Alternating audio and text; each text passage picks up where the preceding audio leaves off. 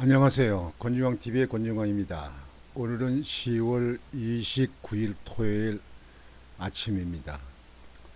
아침 방송을 시작하겠습니다. 또 안타까운 일이네요. 이거 우리나라가 유엔의 이사국으로 있었잖아요. 그랬는데 이번에 유엔 이사국 연임에 낙선을 했습니다. 근데 그 영향이 유엔 특별인권보고관의 말을 들으면 문정부 기조가 그 부정적 영향을 끼쳤다 그런 얘기입니다.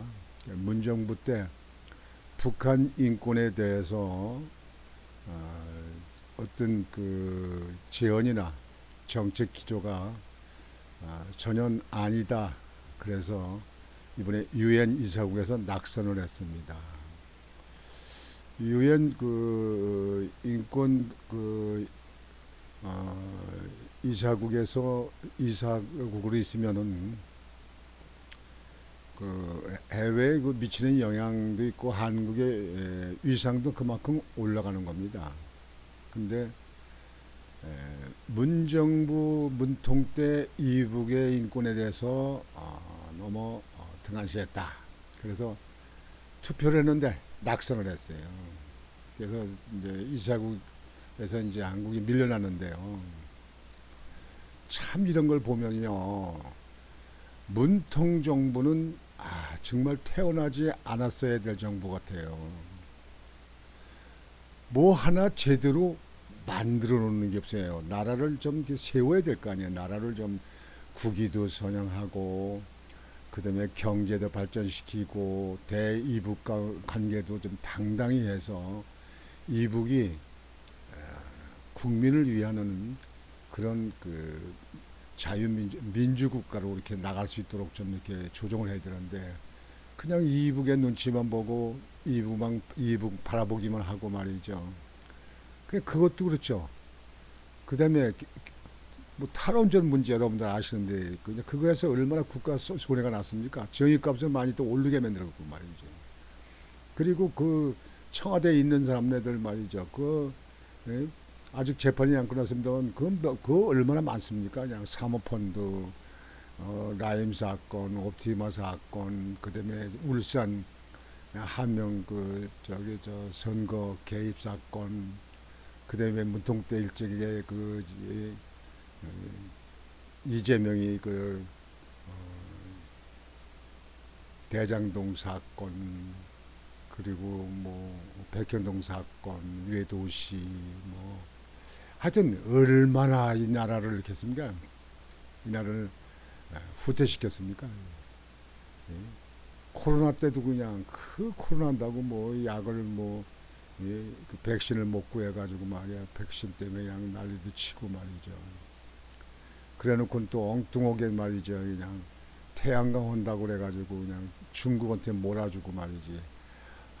정말 이래도 문통이 해도 무슨 이 나라를 위해서 뭐 크게 무슨 한 것처럼 아주 콧대 높이 세우고 말이지. 양산에다 집을 갖다 그냥 그렇게 크게 늘려 지어놓고는 말이죠. 룰루랄라 살고 그 김정숙 씨 그냥 세계 다니면서 그냥 그 문제 일으키고 그런 거. 여러분들 참 딱한 사람 아닙니까? 참 문통 같은 사람은 차라리 대통령 하지 않았으면 그냥 그대로 그냥 좋았을 텐데 말이죠. 나라도 그냥 좀 유지되고 말이죠. 나라가 이 꼴이 뭡니까 이게?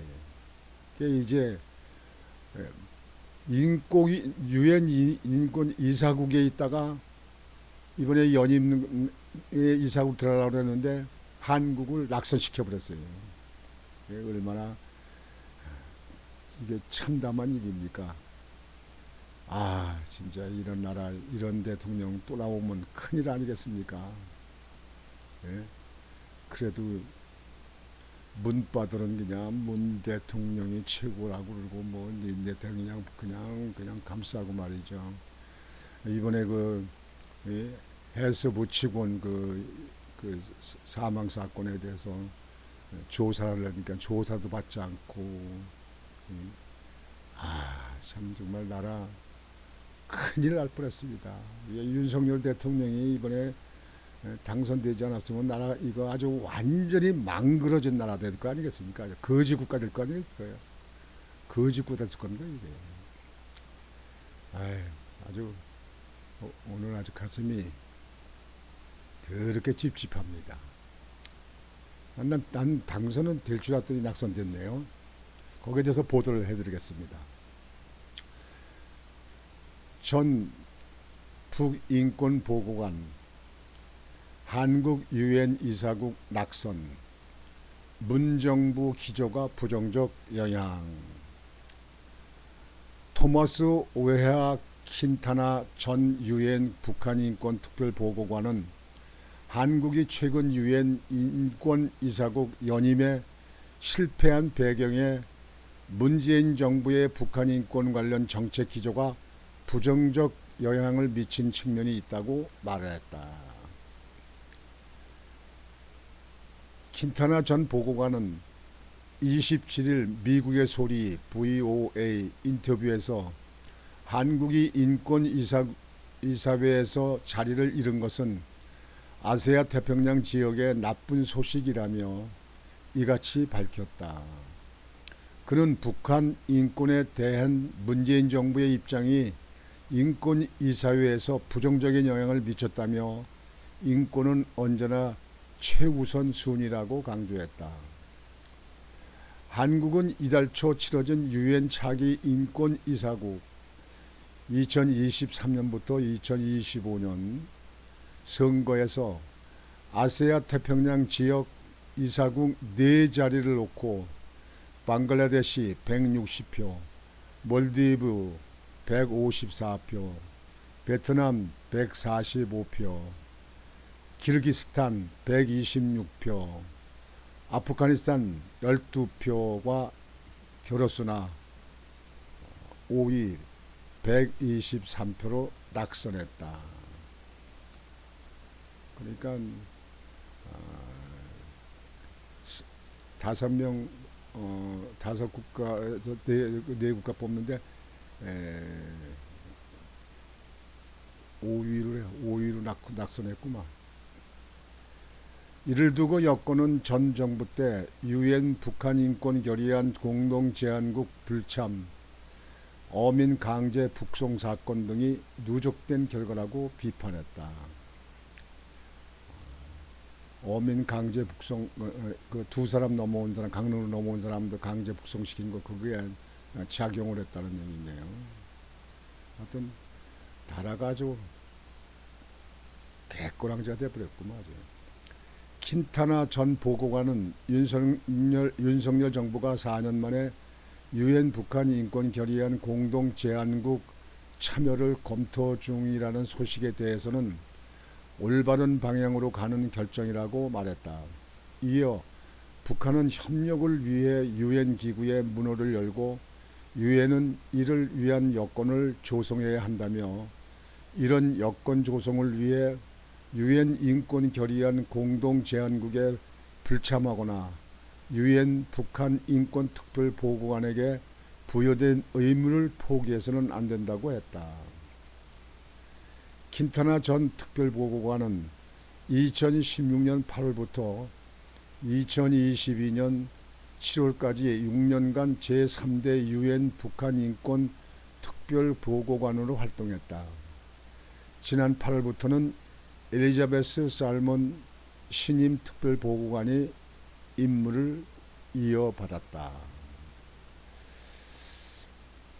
그러니까 지금 현재 그 미국에서 방송하고 그 인터뷰한 간타나이 저기 특별보고관입니다. 이분이 이제 설명을 하는 거예요. 한국이 유엔 그 인권이사국에서 연임 선거에 낙선을 한 거는 문재인 정부 때에 영향을 미쳤다. 이렇게 발표한 겁니다. 참